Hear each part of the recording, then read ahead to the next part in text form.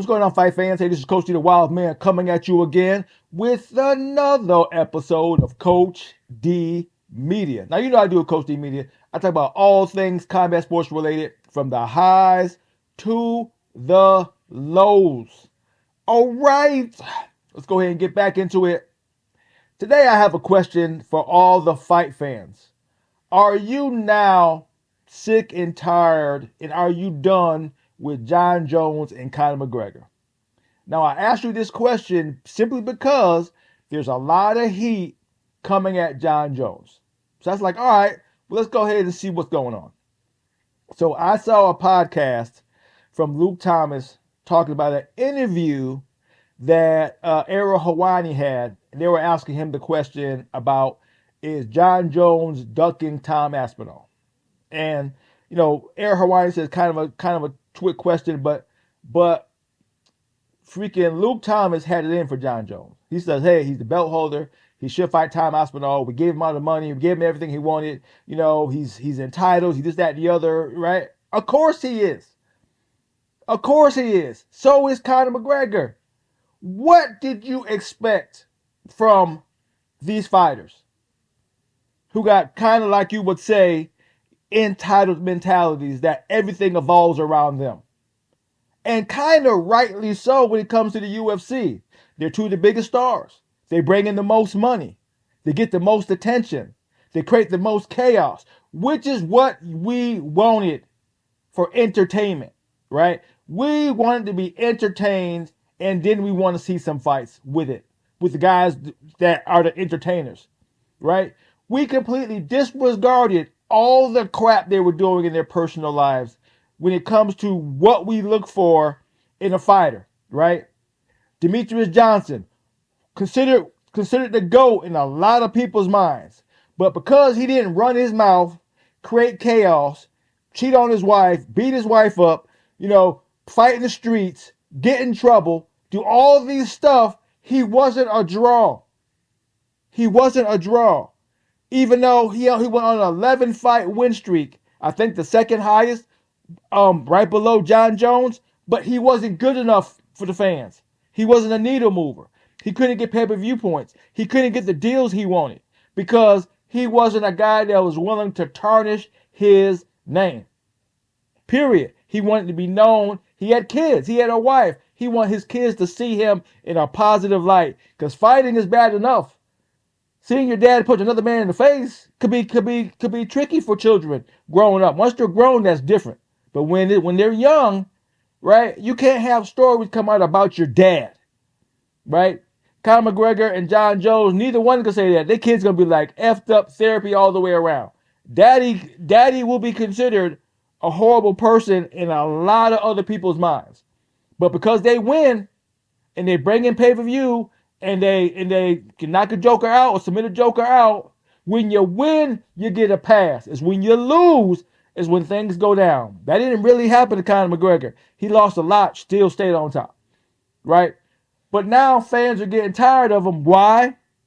Because they fight when they feel like fighting. And they fight who they want to fight because they're stars. Stars could be some of the most egotistical people on the planet. We don't know this? Look at some of our actors in Hollywood. You heard crashing out, throwing phones at people, causing all kind of problems on set. We hear all this stuff all the time. What? Just because they're fighters, they're different? No. They're the exact same people.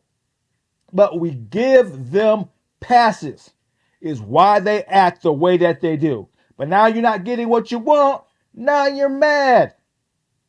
Now you're mad. Jon Jones was offered $30 million to fight. That's what he asked for.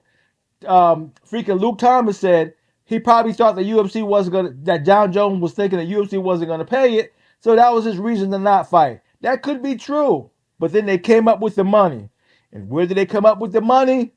Guess where? They asked the Saudis for it, right? The next players in the game, because they're getting ready to get in bed when it comes to boxing, right? TKO and all the other kind of other stuff. There's so much going on with the UFC that is getting crazy. No, I can't say it's getting crazy. We always knew it was coming. Welcome to how the big boys play, right? But you can't get mad at Jon Jones and Conor McGregor because we created these monsters, right? The amount of shit I got from fans when I first went at Conor McGregor was crazy. We would consider what they were saying hate crimes now. That's how bad they was coming at me. They was calling me every name in the book, right? But that's fine. Welcome to the game. I knew what I was getting into, and it is what it is, right? But now Conor McGregor has got these problems. He's not fighting. Now you're done with him. Now you're done with him, right? He got new charges coming up. He's in civil suits, right? Never fought Michael Chandler. Made him wait all this time. Pretty much ate up his career because Michael Chandler wasn't in his prime when he came to the UFC, right? But you're not giving him the same type of flack you're giving Jon Jones because Jon Jones has the belt and Tom Aspinall is supposed to be the next up and coming thing, right? To Jon Jones, so what? I already made you guys a whole bunch of money, right? We forget Conor McGregor and Jon Jones made the UFC tons of money. Pay-per-view buys, all the other crap. So you can't knock that they didn't do their jobs. This because now they give you hell, but they gave you everything you asked for when they were doing all bunch of the foolishness they were doing, right? When Jon Jones, right, domestic battery, DWI, firearm in the car, failing drug tests, hit and runs, all that kind of good stuff. Conor McGregor, SA scandals, dangerous driving, assault charges, smacking guys in clubs, right? Throwing dollars at windows, hurting other fighters, right? All this stuff was okay as long as they entertained you in the cage and they won fights. You were okay with all this nonsense. But now they're not giving it to you anymore like you want it. Because these efforts are old. They're past their prime, right? They made tons of money. They don't need you anymore. They don't need you anymore. That don't mean they ain't crazy and they don't got problems because they still got problems. A normal person will make a ton of money and sit their ass down somewhere. Not these crazy fools. They're doing the next foolishness. They're still in trouble. And that's the thing about entertainers from sports and everywhere else. When you're no longer of value, all now stuff can come at you. Dana White and the UFC was protecting Jon Jones and Conor McGregor through all this crap when they were making the money, when they were showing up when asked, when they were delivering great cards, high pay-per-view buys, all that kind of good stuff. You're going to get a whole bunch of crap thrown under the rug when you're doing something for a huge ass organization like the UFC, right? But when you're no longer of value and you're no longer of worth, now all your sins get to touch you now. Now all your sins get to come at you. Now fans are talking junk. All the commentators are talking noise about Conor McGregor and Jon Jones. Are they relevant anymore? Are they important anymore? Why? Because they're not fighting for you. They're not entertaining you. They're not making you, tune in, right? Now they're just being problem childs. Now you don't like it. You see what I'm saying? Right? You can't on one side go, these guys are the best when all this crap is going on. Now they're not giving you what you want. Now you don't like them. Fickleness. But that's the American fan. We always been like that. While you're on top, we love you. As soon as you fall off, we got shit to say. Right? So it makes no effing sense. Jon Jones has always been this way. And freaking Luke Thomas said it. Jon Jones is the same guy he was when he came to the UFC. So is Conor McGregor. Right? What is new? The one thing we can say is that we knew the crap they were doing and we still accepted it. It's not like it was in the dark and it came out to the light. We go, oh, I didn't know these were these guys. They were always these guys from day one, but they brought you entertainment and you liked them. Now they ain't showing up. Now you don't like them, right? Now you can't get the fight you want. Now you don't like them. They're not showing up to fight. Tom Aspinall, now you don't like him. Conor McGregor never fought Michael Chandler, which I don't know why. Michael Chandler ain't shit in my book, right? Right? And Tom is the only guy available with a halfway decent name, but he ain't the guy. He is not the guy. Jon Jones is. Like DC said, DC made the money he made because of Jon Jones. That's what Tom needs. Tom needs a Jon Jones. Jon Jones don't need a Tom. That's what people are starting to not put into factor. Jon Jones does not need freaking Tom Aspinall. Tom Aspinall needs Jon Jones. Period. Just like when Conor McGregor was on top, if you got in a fight with Conor McGregor, you made money. Period. You became a star.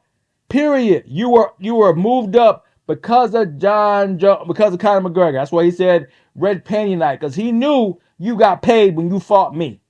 Jon Jones doing the same thing, right? Tom Aspinall needs Jon Jones, not the other way around.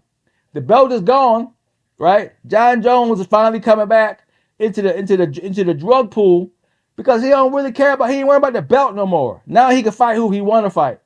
The belt was holding him up from getting some other shit. He don't want Tom Aspinall. He wants somebody else.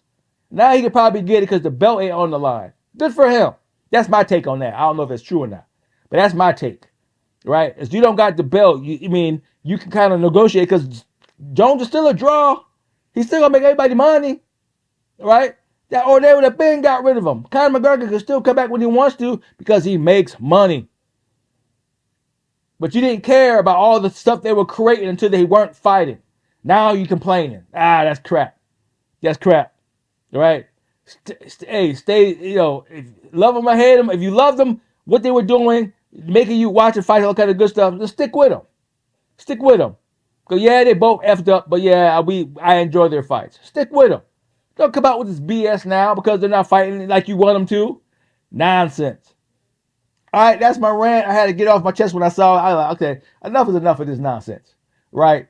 The bottom line is you knew what you got when you got them, right? You can't get mad now. You can't get mad now.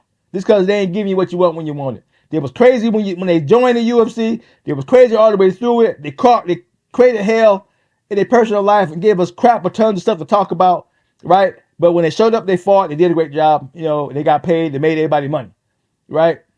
Hey, welcome to being American, right? Where, hey, the bad guys get it. The bad guys make all the money. These guys are legitimately bad guys. They do a lot of bad stuff. If they were normal people, they would probably be in jail by now. Or broke from being sued so many times. But these two are our biggest stars. What does that say about us? What does that say about us? Right? We like the bad guys. We like the drama. We like it's the American way. Good people don't get crap, like they always say. Nice guys finish last. This is proof in the pudding.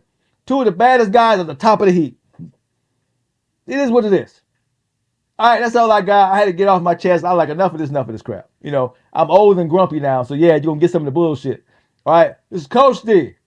Doing what I'm doing, calling it like I see it, talking my share of shit. To hear from me again, peace out.